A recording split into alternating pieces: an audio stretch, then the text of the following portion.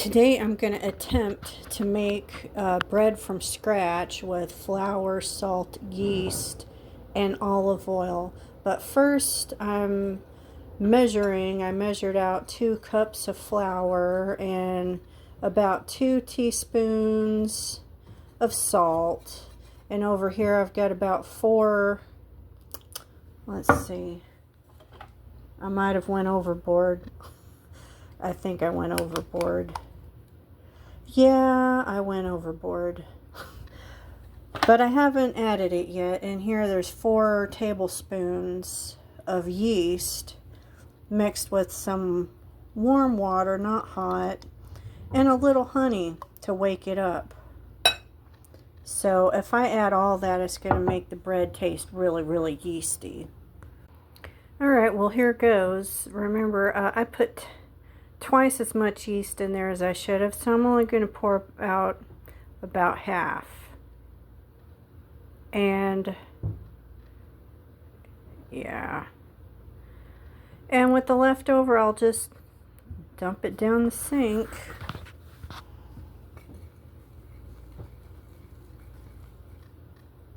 Now to get this started, I'll add in liquid to form a dough. I don't measure the water, I eyeball it. So when I say I eyeball it, I have about 2 cups of flour in here, so it's going to be about 1 cup of water. But I don't roll my bread out. I leave it in the bowl and let it rise twice, and then I take it out by hand. And you'll get to see all that if you stick with me here. So this is how I knead my bread. And I'm just making sure it gets all mixed in together. And I'll do this for a little while and then I'll let it sit. And like I said earlier, I let it rise twice. Sometimes you can do this more than twice. You can leave it overnight. It's, you know, it's bread. You can experiment with it. I'm going to add some flavoring to it later. But right now, all I want it to do is for the yeast to do its job, and it's going to rise. I think that's the most flavor the most flavorful part of the bread is the yeast. And now we cover it.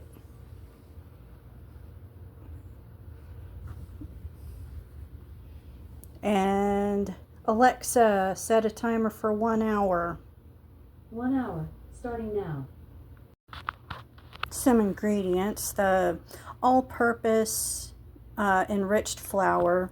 I accidentally used self-rising flour once and it worked too, but you should just stick to the all-purpose flour.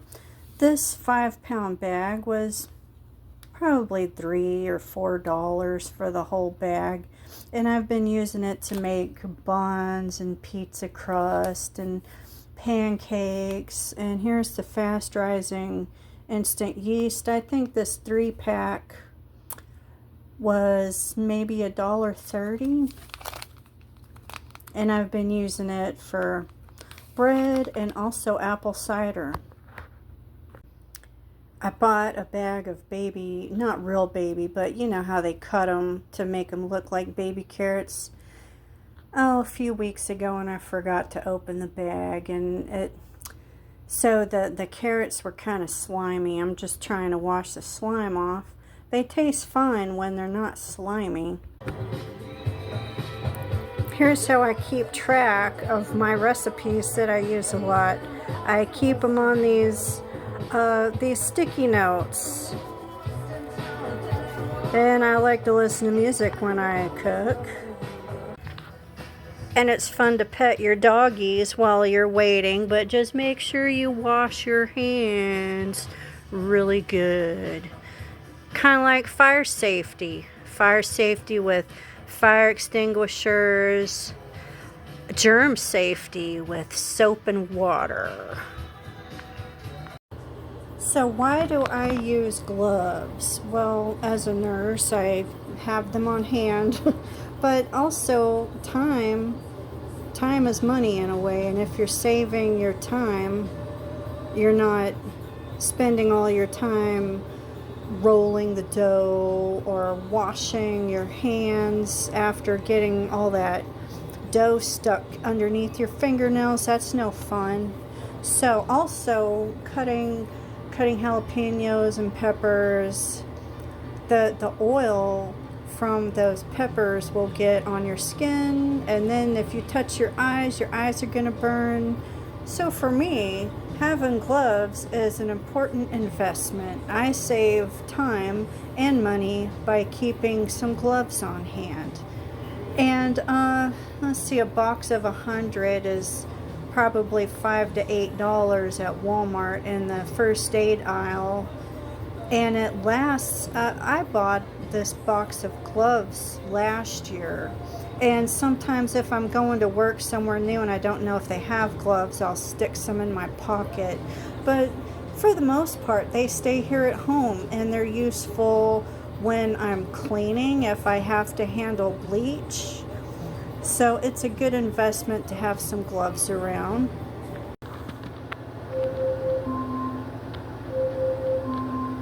Alexa, stop the timer. Oh, let's see. I don't know, I think it rose a little bit. I'm just gonna pat it down.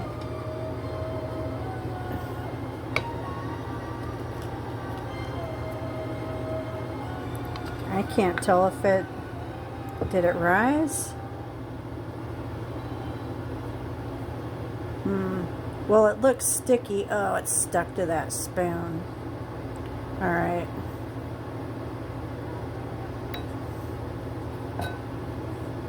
I'm going to give it another hour, but I'm going to stir it up some first. All right, there, I mixed it around a little bit, get the gas out, and now I'm going to let it sit again. I'm kind of in a hurry, but I guess I'll do another hour. Alexa, set a timer for 1 hour.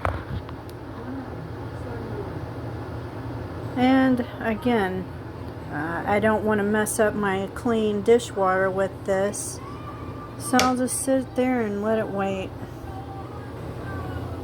And again we wait. There, I hit the tops with that Pam, and now I'm popping it in the oven. It's set to 350. Gonna go for 20 minutes. Unless I start to smell it, then I'll check it, but let's set it for 18 minutes. Let's be safe. Alexa, set a timer for 18 minutes. 18 minutes, starting now. Alright, that was with 2 cups of flour and about 1 cup of water, probably less at first, and then afterwards, I didn't measure it, but I probably added another cup. But see how much is left? That was just to like condition it, to get it ready. And I'm going to hit it again with some of that olive oil and then pop it in the oven. Last time I did this, I put sesame seeds on top, but unfortunately I broiled it, and the bread turned out great, but it burned the sesame seeds. So I'm not going to do that this time. I'm just going to hit it with some olive oil and then pop it in the oven. And this mess can just come right off. Easy peasy cleanup. So it's been another hour. I uncovered it. It's risen quite a bit. I've generously seasoned it with some onion, minced onion, and sesame seeds. And this reminds me of what the bread tasted like at Arby's when I worked there back 20 years ago. It was 20, 30 years ago. It's good to know that these companies that I worked for so long ago are still in existence. And here I'm just folding it. I've got some flour ready. I might put some more flour in it just to make it a little bit easier to handle. Right now it's really stretchy. So I'm going to put the phone down and put a little flour on there and then squish it out some more, and then I'll have some buns. I can make the buns and put on my pan that I've already greased, and I've got the oven on, preheating at 350, so we're all set up and ready to make some buns. Alright, now I can't say how much I added, and I dumped in a little bit too much, so I took some of it out, but I probably added at least a half a cup, maybe more. And so see here how I'm using my bowl to knead the dough. And I'm not going to knead it all that much, not like you would expect with other baking videos. I'm not a baker, but when you add yeast and water to flour, it's going to rise and it's going to get fluffy. It rose quite a bit there on that second rise, and it's still rising. You can feel it. It's getting fluffier and fluffier. So when I separate this out into buns onto the pan, those buns are going to rise more in the oven. This isn't that hard. It's way cheaper, way healthier to make it yourself than it is to purchase it at the store. And I'm just going to start nipping off some buds or whatever. Yes, my dough is budding. There. And there we go. I haven't added any butter to this. If you want to, go right ahead. But I'm just leaving it simple, and the olive oil spray I use, it's over there. Olive oil spray. Yeah.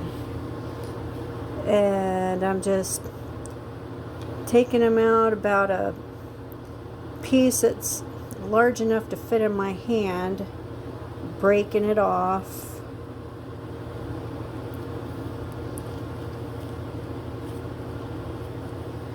and rolling it into a bun. Oh, I forget to point the camera in the right direction. I'm too busy rolling my dough. And we'll see how many I get here. These don't look like they're going to be very big. That's okay. Instead of hamburgers, it'll be sliders. One thing that's costing me money is all the dish soap I've been using. I got a nice little bottle here. It's not that nice. It's plastic, but it makes it handy. And I really like the Dawn dish soap. I think it's the best, but sometimes I'll get Palmolive. But we're talking about money and lifestyle and cooking, and you got to be able to wash your dishes if you're cooking. But a good way to do it is also just to soak it and get the crud off, and the soap really comes in handy to get the grease off.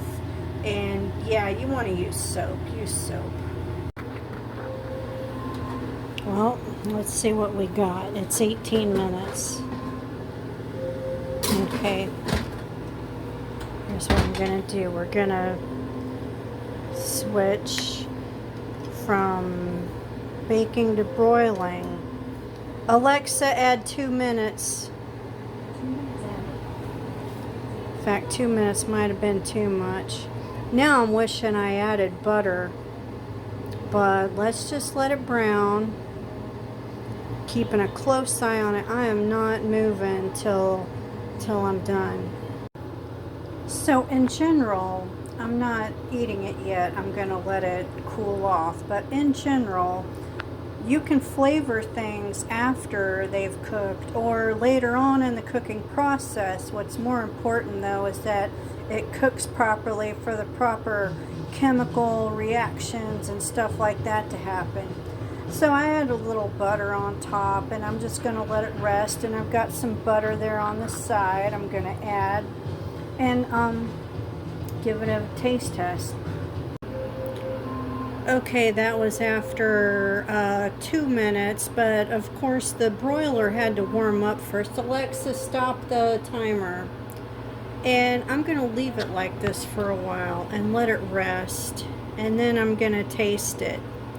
Yeah, it's a little dry in spots, but I'm not a perfectionist, and it's bread. It's practically free bread. The flour, if you've got these things on hand, it's way cheaper to do it this way. It's going to taste fine. Alright, I've cut it in half, let it cool off. I put a little butter on top of the others.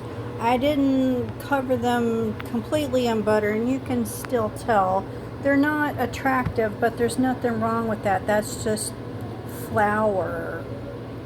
So it's just appearances. What you get at bakeries is professionally baked and it looks nice. That one looks nice. But you saw me make them.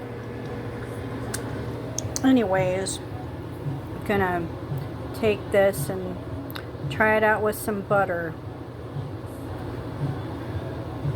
Here we go.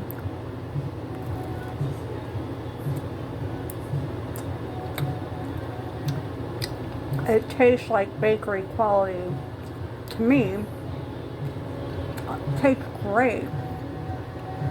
And I flavored it the way I like it with that onion and the sesame seeds. So good. So, if you want to bake bread but you're afraid of space, I don't have much space either. I just make it in a bowl, and then I use gloves and make those buns. You can make buns of different sizes, or you can make a loaf, but it doesn't have to be perfect, and it doesn't have to be beautiful. It doesn't have to, you don't have to have all this space to roll it out and knead it for 10 minutes. Just let nature do the work. Let the yeast do the work for you. Have a great day, everyone. It smells so amazing right now. I cleaned out this cast iron skillet. I'm gonna cook some beef in there, and then I'll have something to go with the bread. But the onions, I didn't leave any on top. I baked it in the bread, and it smells so amazing right now.